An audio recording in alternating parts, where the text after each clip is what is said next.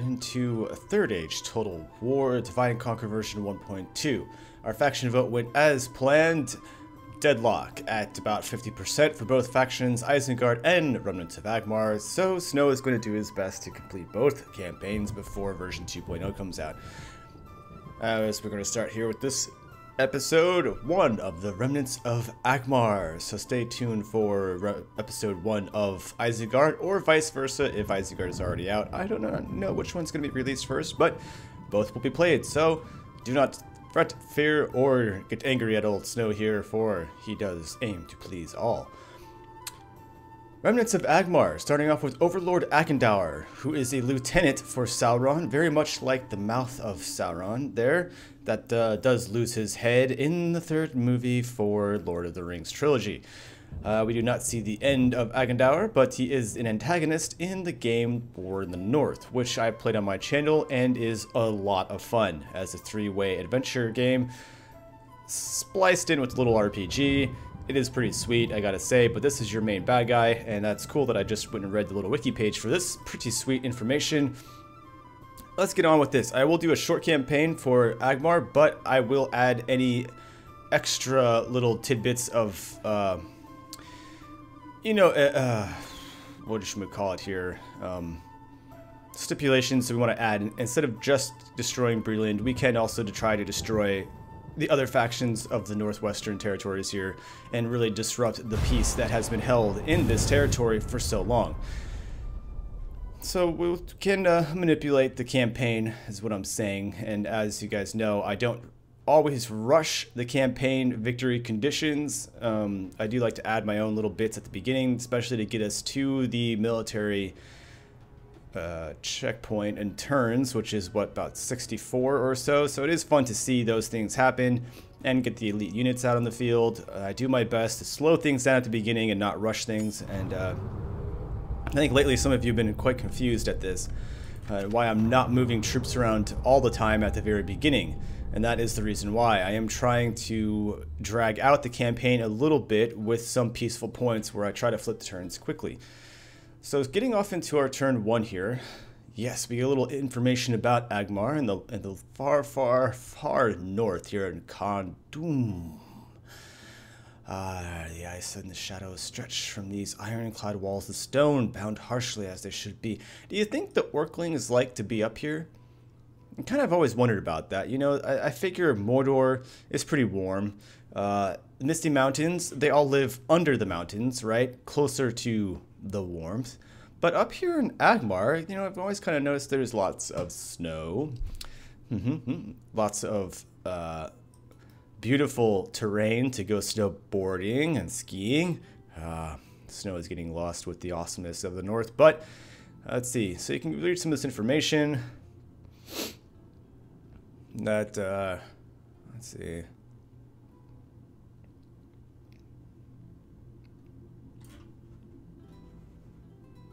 Yeah, so a bunch of information about trying to recollect the lands of the Rudar and the Arthedain. So we start up here in the Great North with Khandum and a meowy little kitty because he's chewing on his paw and I'm telling him to stop. Oh, I have a spy over here. This is awkward. I was like, why can I see this territory right here? We start with a spy down there. That's kind of fun. But we have a fort as well with Morotarth the Hillman. So we have had some of the humans join our cause. We have Drangu the Bloody here, general, with some orc fellers and goblin archers. And oh yeah, I have the ability to turn you up a bit more because we love our beautiful music here since we're not playing the other mod. And then let's see, over here in Latosh, Chief Hunvorn, faction heir, and now this guy, as we know here, is a so that's Mountain Orc allies. We're not gonna go take that. I'll just take you outside real quick here. No money lost here for him not being in there. That's cool. So that means immediately I can take out him and walk away, although he might have been free upkeep. But let's see, he is a Barrow-White here, so frightened nearby enemies. He has Marablo. May charge without orders and has excellent stamina at 13 attack and 20 defense. There's only 45 of them, but it's locked at good and impetuous medium class armor. No bonus for fighting in anything, so that's awkward. But he does not like the desert or the snow, so that is really strange as well. So he does not want to fight up here. We should definitely take him down here to go fight Breland, Dunedain, and the hobbits.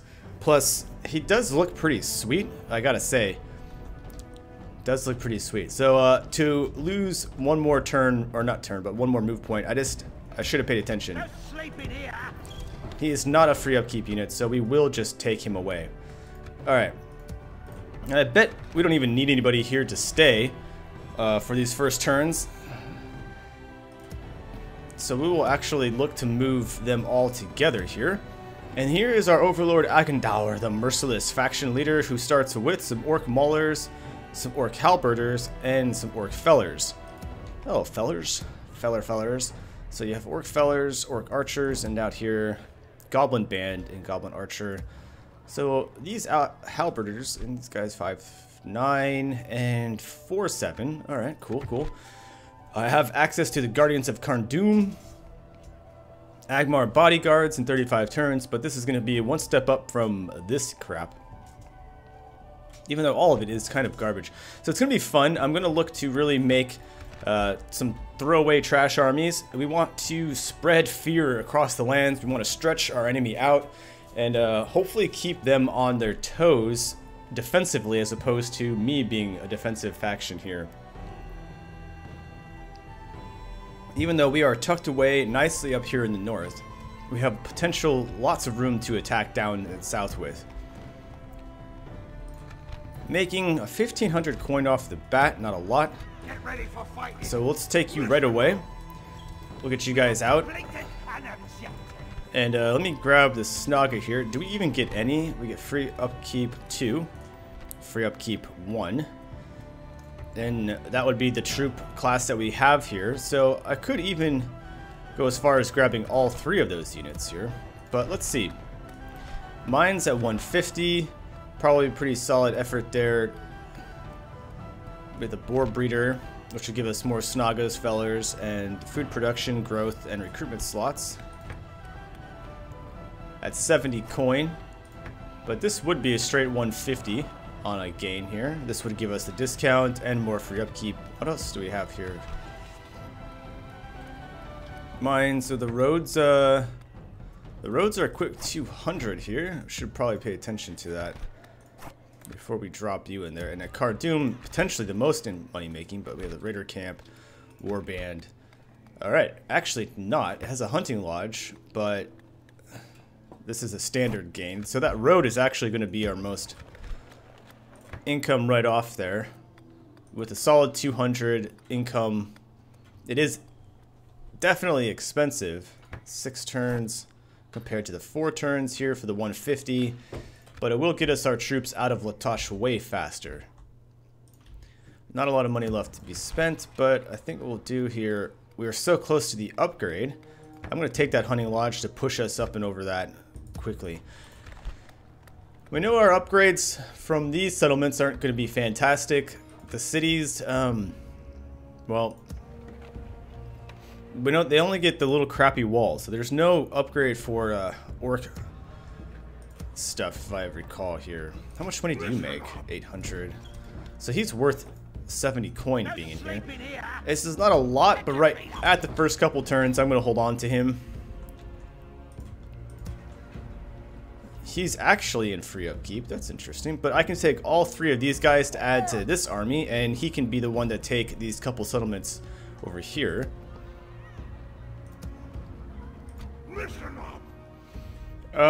Let's see. Eventually, we'll walk out. I'll build the watchtowers, but I know it's a rebel settlement here, so I don't need to worry about that right off. And I don't have a diplomat. We just have the spy. Okay. We just have the 1 spy. We have the 3 settlements. There's our pictures and a little bit more zoomed in. It's pretty sweet, gotta say. The authority is max, so we shouldn't lose anybody. Let's see about this. So I don't really need to know about the stuff that's going on this side of the wall until I get some message about Gundabad being threatened. So I'm gonna go this route. Stay right with knowing Dol Bryn is here, and then we'll go check out what we have to deal with there. But the quicker I think they get down, destroying Imladris would be awesome. It's worth a lot of money. That would be cool, and something probably worthwhile for us to do quickly. Leather tanner, you know what? I'm actually going to acquire that. Things how I'm assuming all of these guys get leather, chainmail. Every little bit's gonna help our orclings out here, though. So let me grab that, and if I can grab him, since that will aid the army here and actually give it a good host of men to attack with. Making 1,600, not a lot. I wonder if we should take this guy out right off here and go for the settlement that's nearby. Get ready for fighting. I could move you here. Objective. It's not enough to see. We have access to a cav unit and infantry unit. Alright. We know the settlement is pretty close by, though. It's not that far. Or it's down here. I can't remember. It's been a while since that dwarven campaign that I've been walking around up here. No sleeping here.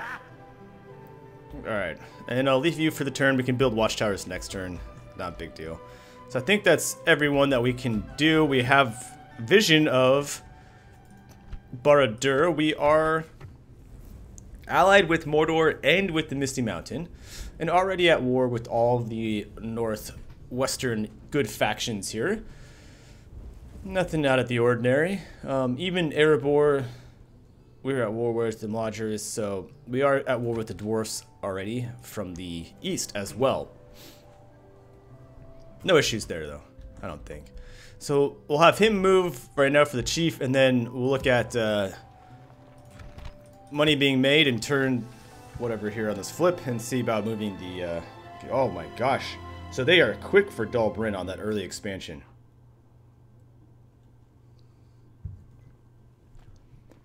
Alright, that is that. But that's cool because that's my ally, and... well, we can move in south to help against Imladris. And we'll see how fast the Dunedain want to move north and all that good stuff. Moria reclaimed, Athelion reclaimed, recruitment, and we made a little bit less money than what was to be expected, which does suck. But capturing this over here would then definitely put us in a position of being next to our friendly ally. This way. Okay, plus we have access to a fort in this position, and that would be helpful to stash some units. Get ready for fighting. Alright, so we'll move all the way to here. Come on. Objective. Come. On the edge with the watchtower, and you're a free upkeep. Get ready for fighting. I'll hold you there for now. It actually swapped spots with this guy. That's interesting, because, let's see, he makes no money, and he's so, oh, it's only 174 upkeep for that guy. Is that... wow, the general actually has less upkeep than, huh, that's 180? No, so they're not actually that high on the upkeep. Alright, so we're going to capture the settlement then. So we'll go find that. That's... we're looking at 500 coin there. Get kicked out of this though and make no money. I might as well now drop you into the fort. Make that extra 170. That guy was the free upkeep that we needed to hold this back here. Solid effort. And let's see. We know... no sleeping here. he's worth that coin here. Plus, all these guys are free upkeep here. But since you guys love the watchtowers, I'll put that in for now. You guys will capture said settlement over here, and you're on your way for said settlement over here. With our vision. Oh. So I should have built him last turn, or recruited him last turn. That was slightly a mistake. And I will take the Guardians of Carn-dûm here, even though it's going to be expensive, but I should be able to stash him in said fort here. No problem. Alright, so organizing the troops. We have two armies on the move. Sat on a little bit of cash last turn to put us in the position we're in this turn. And I actually did manage to get 3 buildings going, so there's a waiting on that process. And spy has been moved, diplomat acquired this turn. And we can go and talk. Now, everyone we're going to go and talk to immediately is going to be at war with us, so there's no changing that scenario. But we'll have to make our way down to, say, Dunelander, Annenwaith, Isengard, Rohan. I mean, we can go to Mirkwood. And apparently someone's complaining about a trap. Ooh, 1,500 coin to capture this settlement. Alright, first things first though, I need to know... Alright, Morotarth, that's going to be a cakewalk. 3 hillmen and a scout. And we have a good host of men to do the deed there. And let's see, where... Alright, with that being so far, you're going to go this way to figure out what's happening that way. So you'll be able to attack that next turn. That's going to be tight. I could go and help, or we can go and take Morotarth. I think Morotarth is actually going to be a little bit more important, because like I said, that fort is going to help out. So let's just move you there. Even though it's the bigger of the armies. So Realm and Erebor have declared allies. Rohan and Isengard are now at war. I got my diplomat, who is going to make his way, let's see here. Because I'm already trading with those guys, I could get, maybe trade map information, but let's see. Is it going to be faster for me to... I could get trade with Anduin pretty quickly. But I'm going to be at war with everyone around here. So until I get all the way down to Khazad-dûm, or, like I said, Annenwaith and Dunelanders, there's not much negotiation. I may be closer to go through Anduin and... Oof. Yeah, at least I can get to Anduin, who I'm not at war with, start trade, and then get to Mirkwood. We'll do that. Continuing tomorrow. It's like, I mean, it just doesn't make a lot of sense, right? There's no one to trade with in the west. Only the southwest, and everyone else is then east and southeast. Alright, we need that gold. We don't have any money. We have the leather tanner that's been finished here. Alright, we have a grain exchange option, which will not include a lot of money right off the bat, but that is what it is.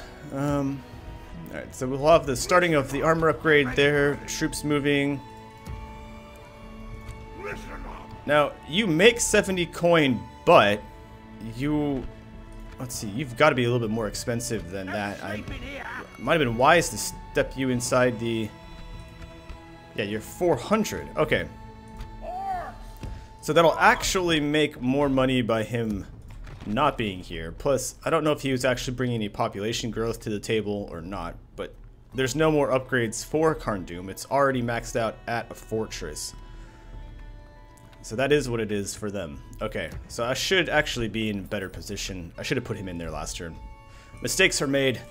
Things are learned. How to maximize your early game income is always very important for Third Age and DAC. These games here, I would tell you, it's very much, very important. All right, so let us get on with some Angmar lore here. How about, well, I did a little reading to find out just how Angmar came to be exactly, with the Witch King kind of bouncing around. It's interesting. And I see why they chose Akendaur as the faction leader here, but for the time period we're in at 2981, it really should have been the Witch King, if I recall correctly here. Between starting the armies for Khazad-dûm and having the battles over here, destroying,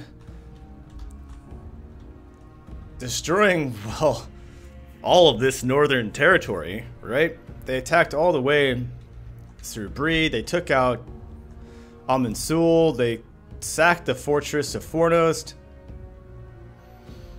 until finally being beaten back by Glorfindel and an army from Gondor.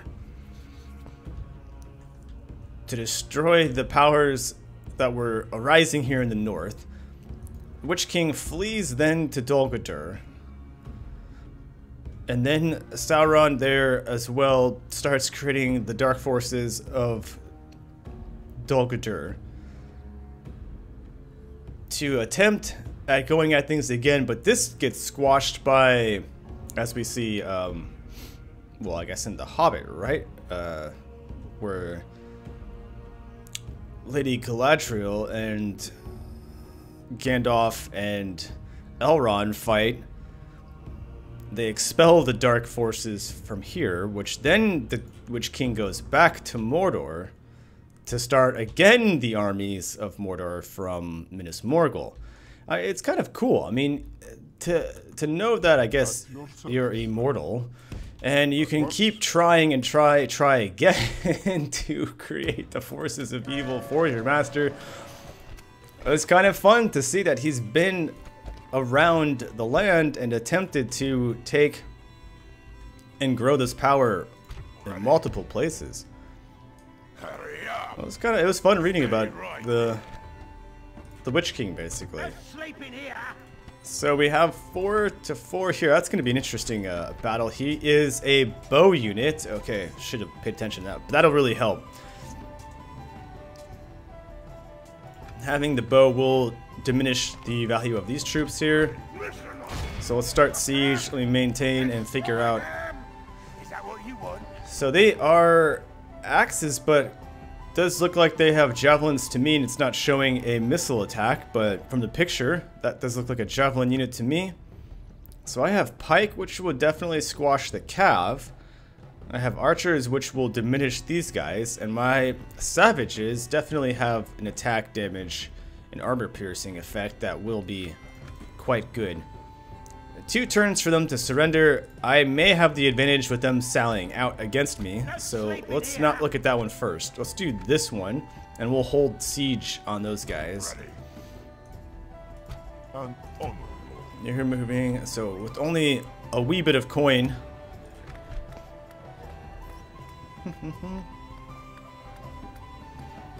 wonder if, did we get anything for the shrine upgrade? Just a population growth boost? Okay. Well, the Raiders camp also gives an increase in tradable goods, but it's just like a market, so not a lot happening there. I might as well get the leather tanner done and make sure I have the best armor coming out for those guys. Let's put in our first save here. Oh, I'm gonna start collecting a lot of saves, but I guess we'll throw in just Angmar here. Agmarum.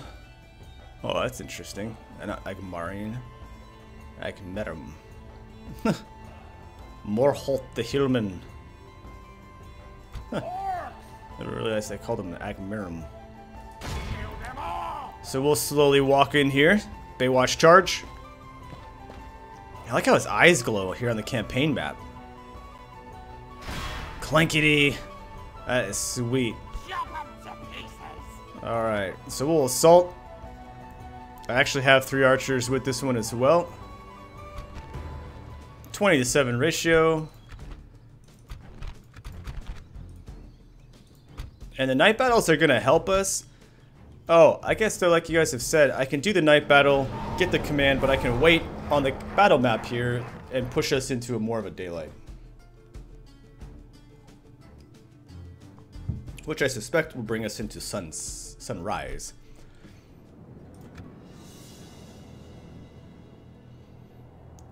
Alright, so the early morning mist. Here's our Barrowites.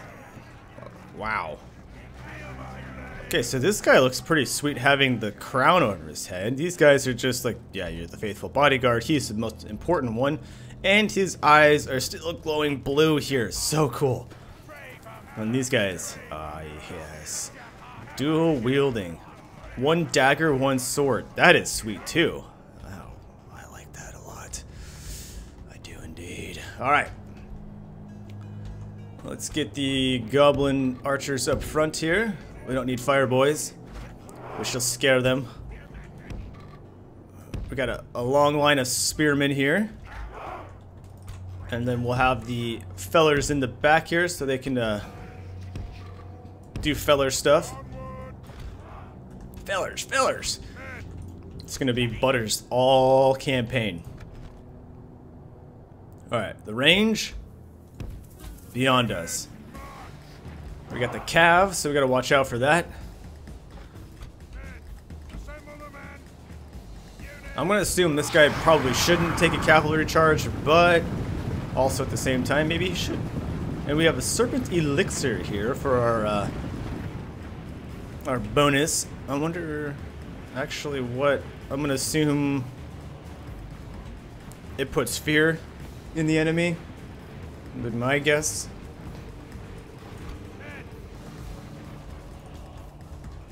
Alright, we got a pack of hillmen over here, boys. Let us prepare the menu.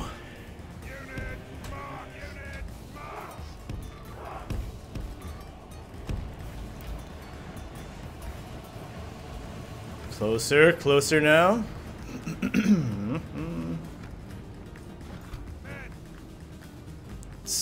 I love the range, right? Gotta love the range, or lack thereof range, or all the above range.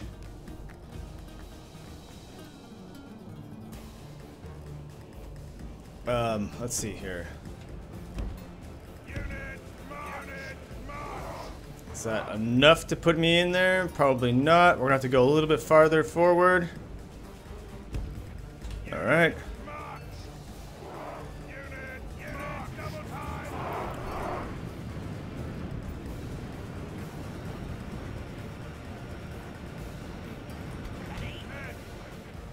Nope. Oh, someone's in range? Alright, okay. We'll try and lure them out to us. This will be better. Maximum range, boys. How much damage can we do? I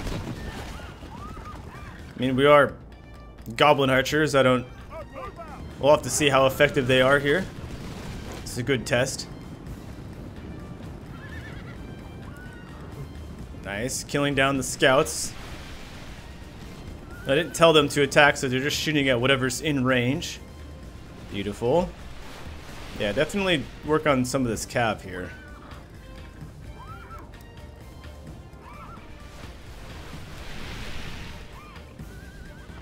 Alright, you know, I mean, not tons of damage, but ammunition's not going down too fast.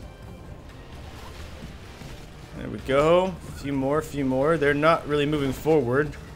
A lot of arrows are falling short, though, which is not fantastic. Let's see here.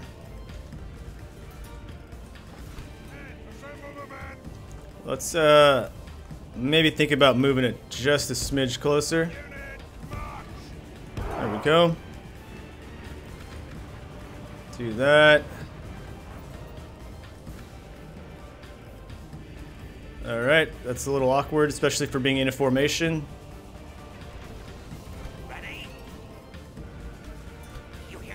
Alright, concentrate there, you go there. Go arrows!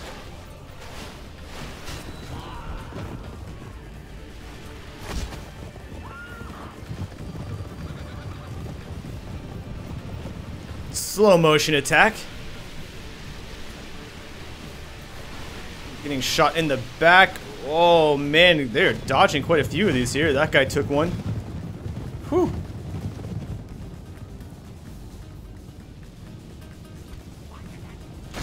Alright, concentrate there then.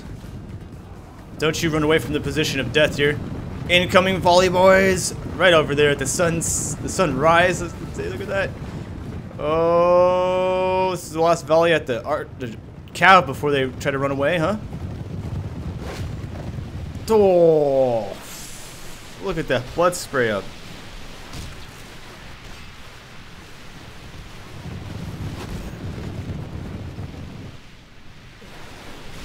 Oh, you know what's really funny is when you do this in slow motion, you really see where Empire Total War got its blood spray from. I mean, it's very similar, actually. Oh, and that guy down to the knees. There he goes, just fell over. The arrow in his back. Oh, just catching him in the side. Oh. Brutal. Just brutal.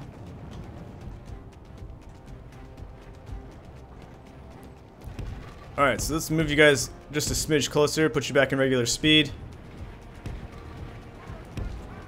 Come on, you know, everybody needs to move here. I want to get a little bit more range on you guys. We still have lots of ammunition left. Only 14% of the job has been complete, so, like I said, a lot of work still to be done here. Speed you up into 6, get those into the formation. Archers, let's concentrate again on the scouts probably, or I'll just let you shoot.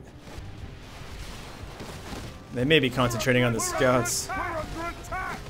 They're in a nice big pile here. This is really what you want. Most casualties to be had, less missed arrows. Alright, the cav is definitely taking its beating. The infantry. Only half the enemy force remains.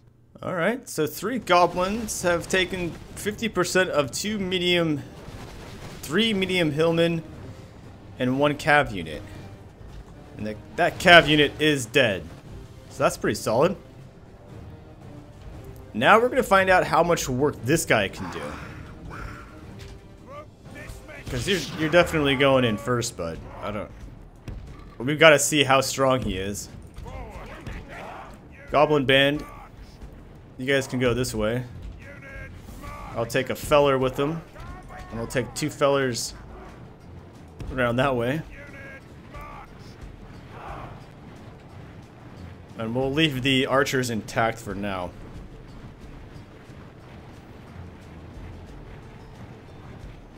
But like I said, 3 goblin archers, pretty tight pile. We're able to do 50% of the damage against those 3 hillmen.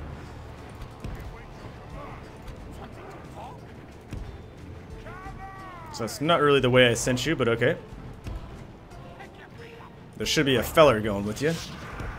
This guy has to be, you know, I want him to stay at the back left here, so when they go into attack. The spearmen hit here, another spearman can come around, and the orc fellers can try to run between them. I guess I should have just gone all the way around here. What's the difference? They are yelling some funny stuff there. Get ready, my friends.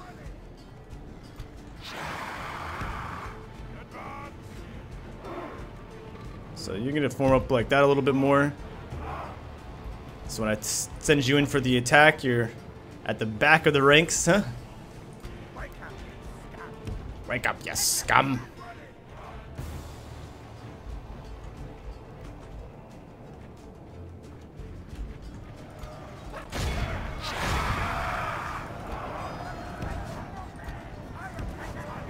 Oh, I see you going in. Look at him. He is going in. Oh, look at that. He's going to be wide open on the left.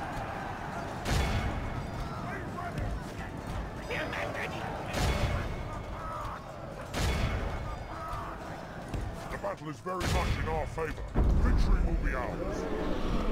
Yep, creating infighting. And they're shaking. Oh, I thought that was him, of course, running like way over there. Like, that's my luck. Here he is.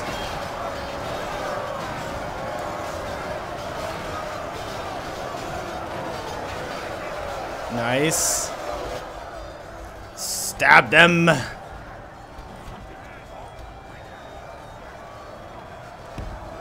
over there quickly now.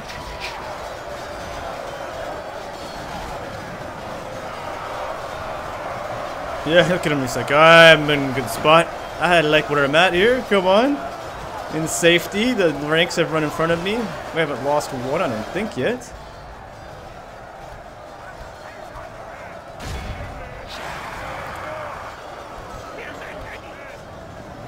Nice. Nice. Go, boys, go. Alright, one-time use, and then we're down to the horn. Alright, so we've lost a couple of them. Oh, he's personally just killed this dude. Yes! Run him through it. Oh, that was awesome. Oh my gosh. Did you see that guy's face just go bloody as all hell when he got stabbed in the back? Oh, another one getting stabbed in the back. Oh, and the blood down the forehead. Can you believe it? I can. I can indeed. Look at that. Just the pain and agony right now.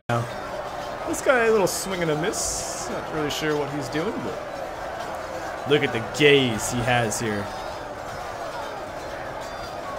Oh, tried to block. Looks like he's taking one in the stomach, though. Will he go down? Gotta love that slow motion. Another swing and a miss over here. Oh, another stab in the gut. Swinging that two-handed axe.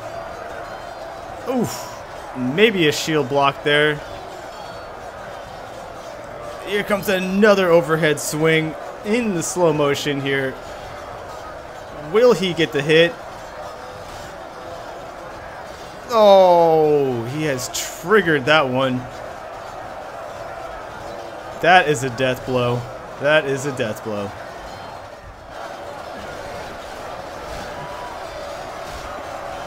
Come on, we got you guys stuck in, so I want to see how many kills you can score here.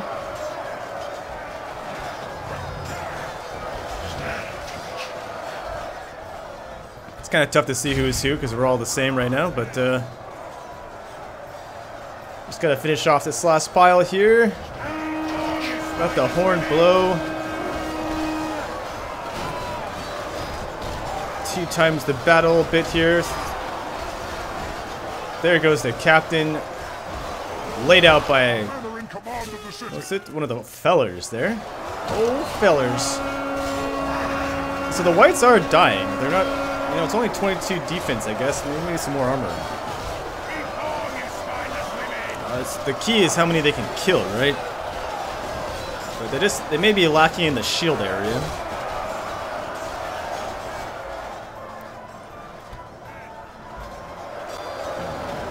The final few men here. Look at this guy. Looks pretty cool holding that torch.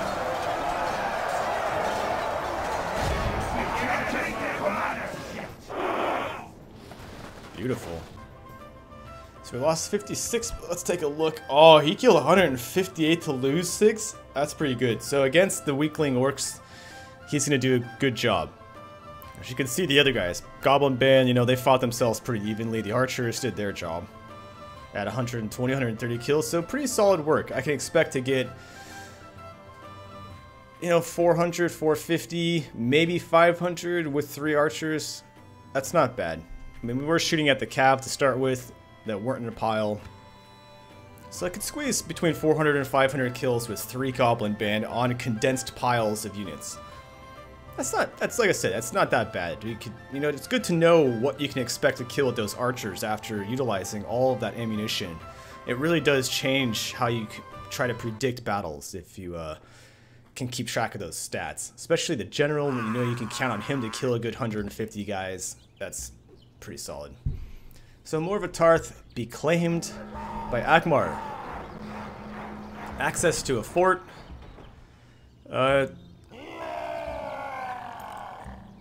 Yeah, you know, we're kind of gonna do the sacking thing. I think that's been it's gonna be the way that goes. So it's gonna be a while for this to get up. It's got a ton to go. The difference here in income is a measly 15, so I'll put it in the low tax bracket for now. And we shouldn't have to really leave anyone behind here, and especially since we'll be right up to our friends here. Listen up! Listen up! What I want to do is head out. Well, I'll probably actually want to go south and take this settlement as well. Let's see, if I actually just go straight into, do I want those guys or these guys? They have the better defense, they are just a shock attack. Alright, let me leave that guy behind then. No sleeping here! So we'll actually just go straight on down. We'll be acquiring a castle down here and putting us in position of Imlodgers. Grab that. That'll help out. Sweet. And before I move on to the next turn, I am going to wrap it up right here. So thank you all for watching part 1, and our expansion south has started. And like I said, the goals will be, well, kind of what we all decide. As we know, the only thing we have to do is destroy Breland, but we can do many other things with this objective and campaign as we move along. I hope you guys are going to enjoy this campaign as much as I am. We're going to get, we're going to try to, you know, do things the orc way, right? And that's, it's okay to lose battles. It's okay to throw away stuff. We want to create terror and fear throughout the lands of Middle-earth. So we will do that to the best of our abilities. I'm Snowhood. This is episode 1 to the Remnants of Angmar, and I will see you all in episode 2.